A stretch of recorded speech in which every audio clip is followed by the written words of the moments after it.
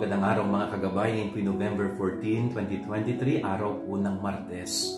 At pinangaalalahanan po tayo ng Panginoon kung paano tayo makikitungo, paano tayo makikisama sa mga taong nagbibigay ng serbisyo sa atin. No? Halimbawa, yung mga kasambahay natin, halimbawa, yung mga katulong natin, paano ba dapat natin sila itinuturing? No? Wala namang ibang dapat pagtuturing sa kanila kundi parang isang pamilya dapat. No?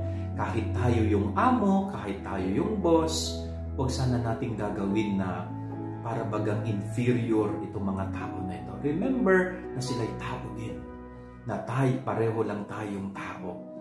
Kaya mainam na kapag may mga kasambahay tayo, may mga katulong tayo sa bahay, mainam na ang pagturing natin sa kanila ay tao. Hindi isang bagay na kumbaga parang utusan, gumagawa ng ating pangangailangan. No, huwag sanang ganon. Ganon din sa pagkain. No? Kung minsan may mga tao na yung katulong nila nakahiwalay at iba yung kinakain, hindi ho. Pare-pareho lang tayong may sikmurang nagugutom. Pareho-pareho lang tayong may bibig na pinakakain. No? Sana maging maayos yung pakikitungo natin sa kanila. Ituring natin silang isang pamilya. Yan ang ating gawayaran ngayong maghapon. God bless po sa inyo lahat. Pagpalain kayo ng Panginoon.